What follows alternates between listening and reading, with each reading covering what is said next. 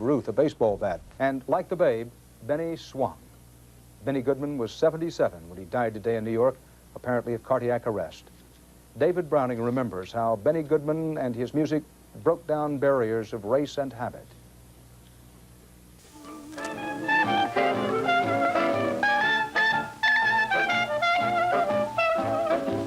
If Louis Armstrong was the George Washington of American jazz, Benny Goodman was its Lincoln. He not only emancipated the music by taking it from saloons to concert halls, but he put together integrated bands that crossed the color line in an age when such things were taboo. Lionel Hampton, Teddy Wilson, Goodman. Let's dance, they said, and in the 30s and 40s, America danced its head off.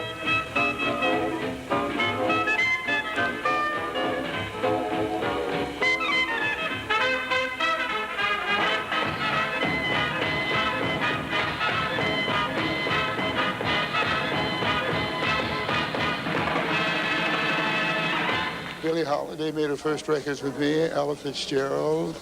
I think you have a great deal of fun in those days, and I have just as much right now.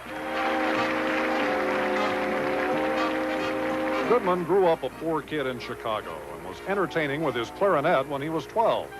And when his fast, frenetic sound took off with audiences, Goodman fast became an American symbol, one even the movies took up. He was a stern and demanding father figure to generations of musicians who got withering glances from Goodman when they didn't play right. A perfectionist, he pushed himself beyond jazz, playing classical concertos and chamber music. But it was swing, swing, swing that put Benny Goodman and his instantly recognizable sound on the American map, that great big buttery clarinet sound that could melt steel or break your heart. A couple of years ago, Benny Goodman was asked about his legacy. Well, I suppose it's been my music. So, that's about all I've got.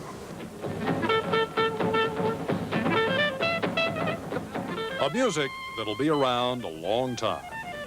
David Browning, CBS News, Hollywood. Benny Goodman, dead at 77. For CBS News, Dan Rather in New York. We'll see you here again Monday. Good night. From ABC, this is World News Tonight with Peter Jennings. Good evening. Benny Goodman has died, and there is so much to say. He was the quintessential American jazz musician. He played his clarinet deep into the hearts of Americans and millions of people elsewhere in the world over a period of 60 years.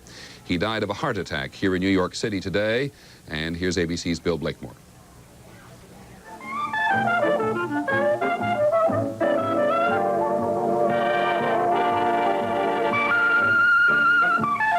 King of swing, born in Chicago 77 years ago, child of poor East European immigrants, by the age of 30, was a world-famous master of jazz,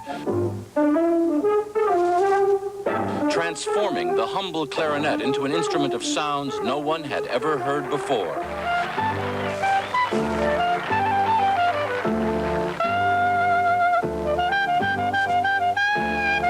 So great his achievement, no one song became his theme, but an entirely new way to make a single line of melody, one note at a time, command a whole band of counterpoint rhythms. You know, I don't know if they'll come along another person that out swinging, but he did his job. When he was supposed to swing, he swung.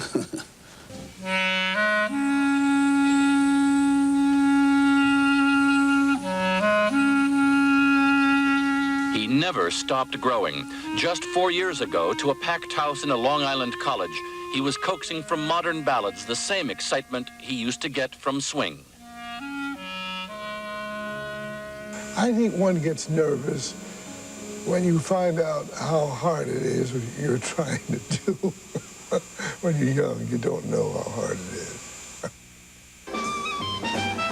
Toward the end of his life, he said he was still trying to figure out just what it is that makes a person want to listen to music. He claimed it isn't much to do with the notes. Whatever it is, Benny Goodman had it. Bill Blakemore, ABC News, New York. Benny Goodman, he was 77. He was called the King of Swing, and for more than 50 years, Benny Goodman held a fixed place in the galaxy of authentic American musical geniuses. Benny Goodman died today, apparently of a heart attack at the age of 77. As NBC's John Hart reports now, Benny Goodman was so much more than just a man with a clarinet.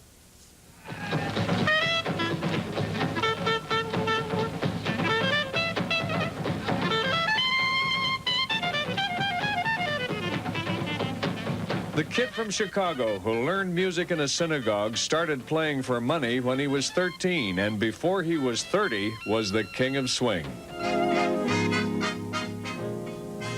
He was such an extraordinary musician that wherever he was and whatever he played, swing, classical, or jazz, people mobbed the place.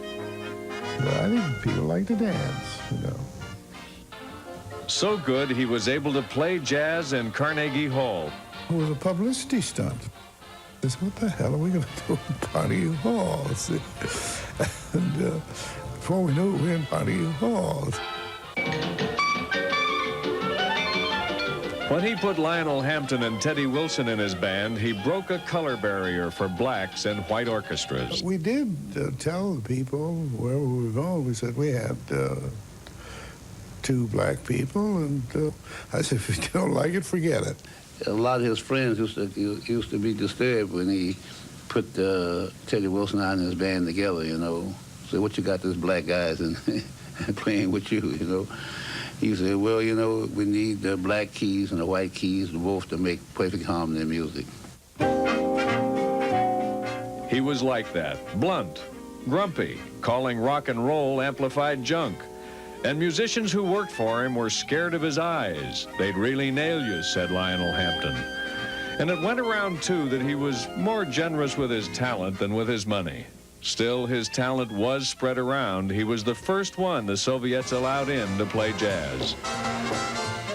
Looking back, Goodman said recently, it has sort of driven me nuts over the years. What makes good music? What makes you want to sit down and listen to it? The answer was obvious.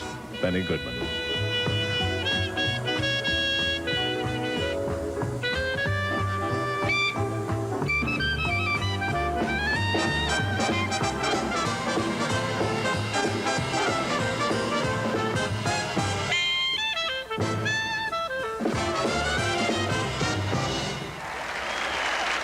John Hart, NBC News, New York. That's nightly news for this Friday night. I'm Tom Brokaw. Connie Chung will be here tomorrow night. I'll see you again on Monday.